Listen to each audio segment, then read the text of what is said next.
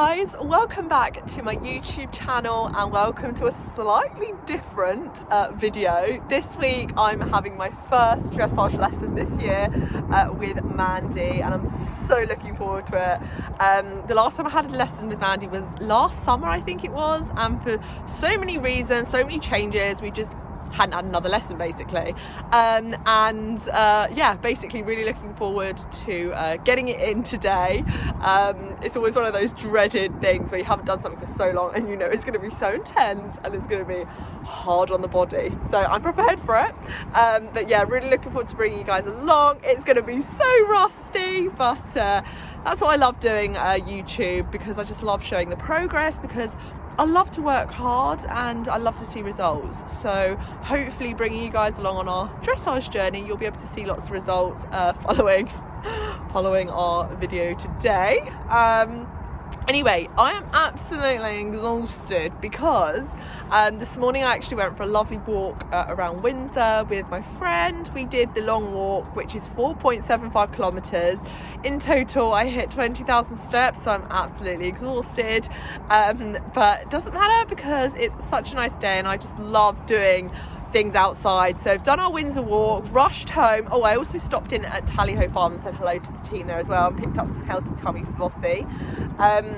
Running a bit behind schedule because it is currently 2:45 and my lesson is at 3:30. So I'm praying, fingers crossed, that Mum has kindly done a few jobs to help me out with Voss, so I can literally get there, hitch up, get Vossi loaded, get my stuff packed, and we can head off. So without further ado, let's go. I mean, who doesn't love a rush? Currently pulled over because as soon as we left, Mum forgot to bring cash. Charlotte doesn't carry cash on her, so Mum usually pays for the lessons and Charlotte bank transfers Mum. Who uses a cash machine these days? Anyway, but to pull over, Mum's had to run back up to the house to go get some cash. What a rush it's been. Thankfully, Mum's really organised and mucked Voss out for me, brought him in, gave him a groom, popped his rug on. So I literally just had to hitch up, whack the horse on, make sure I packed everything in the back. And yeah, it is currently 3:05. Takes us about 20-25 minutes to get there depending on traffic, and then obviously I've got to tack up and get on, so left it so short for time. Honestly, these things are supposed to be relaxing. Like, I feel like nothing's ever relaxing, but anyway, I'm just able to catch up with you guys because I'm obviously waiting for Mum to come back. Bless her, she's had to run up and go get the bloody money, but yes, what a nightmare, what a nightmare. Hi guys, welcome to my dressage lesson. I'm going to be doing another voiceover. I had a positive response last time from my voiceovers in my jump video last time, and people just said they like to hear my view and my take on it and explain what I'm doing. So to start with, I'm just warming in and just having a catch up with Mandy, telling her what I've been up to with Vossi, just letting Vossi have a nice stretch down. Just FYI, for your information, feel free to switch the volume down because by all means I am a total novice and beginner when it comes to dressage, so some of the stuff I say is probably not going to make any sense whatsoever, but I'm going to try and recap and remember as much as I can of what Mandy was telling me to do. But to start with, we're working on our upward transition from walk to trot, because when I started doing this, Vossi just kept lifting his head up and Mandy was just basically trying to explain to me, you need to have constant contact through the rein to Vossi's mouth. Don't let him tell you what to do. You tell him what to do. I need to sort of basically exert my dominance a bit more over Vossi, not in a horrible way, but in a firmer, stricter way where he knows I'm boss. Because us riders who love our horses and pet them like they're our, you know, our babies, we don't necessarily ride them the way we should in a stricter way to get them to be more obedient. So I'm just going large around the school, and at this point we realise Charlotte can't go large around an arena and keep Vossi in contact. So basically we decided that it'd probably be best if we just maybe change rein and work on a 20-metre circle down the bottom just to get our walk and trot correct. Now, God, I can't even explain this properly, but I was really struggling. I don't know if it's this my new saddle, but I was really struggling to keep my upper body up. Can you see Vossi's playing around with his head here? So that's just me being a bit unbalanced in my seat. And I'm trying really hard to basically keep my lower leg forward this time, because Mandy was telling me that because of my jump position, I'm so used to learning to keep my lower leg back. I now need to bring it slightly forward for dressage, but also keep my shoulders back, keep my upper body back, and really use my core. Can you see how I'm tilting forward there? The majority of the lesson, poor Mandy was having to repeat herself to tell me to sit back. And at this point, I was just trying to learn and get the feeling. Mandy was not happy with me, rightly so. She was like, Charlotte, you're letting Vossi do whatever he wants to do, which is so true. He's literally looking all over the place and he's just not engaging or listening to me.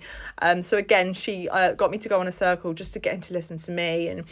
And that's exactly what we're trying to do up here at the top. So again, just continuing in trot, trying to get this trot correct. Look, can you see how Vossi's lifting his head up and he's just got his ears pricked, just looking everywhere else but listening to me. So Mandy just wants me to get him to listen to me. Like, listen to me, Vossi. Do flexion on the inside and the outside. A lot of the time, Mandy was telling me to flex his neck just to get him to engage and listen a bit more to what I was telling him to do. And when I was trying to flex his neck, actually, interestingly, I kept flexing him a little bit too much, which I didn't know you could do. But you're just supposed to flex just enough just to see the horse's ear turn to the way you want, whether you want inside flexion or outside flexion. So again, changed rein. We're doing a lot of trot work. Honestly, the majority of this lesson was trot work because I was learning to get this trot right. You know, I've been out of the saddle for a year. It sounds ridiculous. Like, of course I'm jumping, but I'm not learning to, when I'm doing my flat with my jumping, I'm of course not riding anything like this. I've got my stirrups up about 6 holes higher and I'm riding in a really light seat and quite forward in my seat, which I also have spent quite a long time learning how to ride. Whereas I'm now learning to sit really deep on my seat bones almost. Well, I'm trying and I'm supposed to, but of course jumping, I'm learning I'm riding in a totally different seat. Like, I'm trying to ride as really light seat as possible. So again, trying to just adjust myself, like not lose my balance, because when I lose my balance, I'm also unbalanced in Vossi, which is why he might move his head around or adjust himself because he's adjusting because I'm adjusting. But what's really interesting is that as the lesson progresses, our trot just gets so much better, and Mandy fills me with hope when she says at some points we look really, really good and we just need to keep it. But can you see how he's flicking around with his head again there? So I'm just trying to keep that trot, keep my leg on, because interestingly, I have a really, really poor lower leg when it comes to dressage. When my stirrups are longer, for some reason my lower leg is just a lot weaker. And when I take my leg off, that's another reason why Vossi plays around with his head a bit. Can you see here again? And as I'm putting my leg on, my upper body's tilting. So yeah, it does get messy. I am also getting really tired as well. So yes, it's just a little bit messy, but I'm keeping those clips in here. So hopefully when we do nail it properly, we can look back at this and be like, oh my goodness, how far have we come? But yeah, a lot of what we were doing was on a 20-metre circle, just trying to get that trot correct, trying to get me correct, and just trying to get Vossi to relax as much as possible. So here Mandy's trying to sort of teach me to sort my hands out, because I was having issues with my hands and issues making him bend as well. So I'm just bringing the circle in around Mandy, trying to use my outside leg, bring him in, bring him out a bit, which as you can see I'm struggling to do a bit, because as the circle gets smaller, Vossi's trot is getting quicker. So of course I'm trying to rebalance him, trying to get him to steady whilst also not messing around with his head. There is just so much I'm trying to think about, and it's just a classic case of when there's 1,000 things to think about, you forget the basics. So again, I was having to be reminded again about my upper body, keeping my seat deep, keeping my shoulders back, just so much to think about. But we were getting there. We were definitely getting there with the trot, which was fantastic. We did actually do some canter work as well, but my phone had died at this point, which is an absolute nightmare. But yeah, just a lot of walk and trot work is what we were particularly focusing on in the session. I think now, again, Mandy's tried to see if I'm ready to go large again after that walk and trot work that we did. And then back and walk again, and I think we're just trying a few more. Before I ask for an upward transition, I need to make sure Vossi is lowering his head so that I know he's not going to mess around when I ask for an upward transition. So I was just waiting for him to soften a bit in the walk before I asked for that upward trot transition, which we did there. And now I'm just bringing him again on the circle, trying to keep it as soft as possible without the trot getting too quick. So much I'm thinking about, guys. Just bringing him back down to trot again. And also, as you can see with these downward transitions, we're also having issue with him lifting his head up again. So it's just practice. We are both so rusty, so rusty. So yeah, just doing lots and lots of work, practicing on those transitions, practicing upwards and downwards, and just trying to keep it as consistent as possible and keep my riding as correct as possible too. So we're quite way into our lesson now, and it is definitely safe to say that the further into the lesson we were getting, the better we were getting with our connection together and our walk and trot. Now, a few of you are probably looking at this video thinking, oh my God, you spent one whole lesson just walking and trotting. But oh my goodness, there was so much to getting this walk and trot correct, like a lot to think about with the walk and trot. And actually what was really interesting is after the lesson I was like, oh my goodness, the thought of having to go large around to school whilst maintaining this trot is so daunting. So that just goes to show how much hard work I'm actually putting into this right now, or at least for me anyway. So definitely look better than we did to start with, and the trot certainly looks better as well. And I can definitely tell you that I'm starting to feel incredibly tired at this point in the lesson. And yeah, I wanted to keep going. I wanted to keep pushing myself. I look back at this video and I'm like, oh my goodness, I can totally see what Mandy means by me leaning forward too much and not sitting deep into my seat bones. And it's always, this is why it's so great to film yourself and look back at the videos, because I thought it was exaggerated how I was apparently leaning forward too much, but it's not. I can see I'm tilting forward. I'm riding like a show jumper, not like a dressage rider. So next time I'm definitely gonna, when I'm back in my saddle again for another lesson, which I'm having next week, I'm definitely going to force myself to feel that exaggerated sitting back feeling, and also lift my hands up a little bit as well, because I just feel like my hands were a little bit low. And I just think at this point I was just getting so tired. You can see my body's just a bit more floppy. And yes, that was definitely a poor downwards transition, but that was just Charlotte being exhausted. Here we are again, just trying to make sure that I'm riding as correct as possible, that my hands are correct, that Vossi's going nicely. There were obviously moments in the trot where he would get quicker, so we were trying to maintain the same trot rhythm as well. Not too quick, not too slow.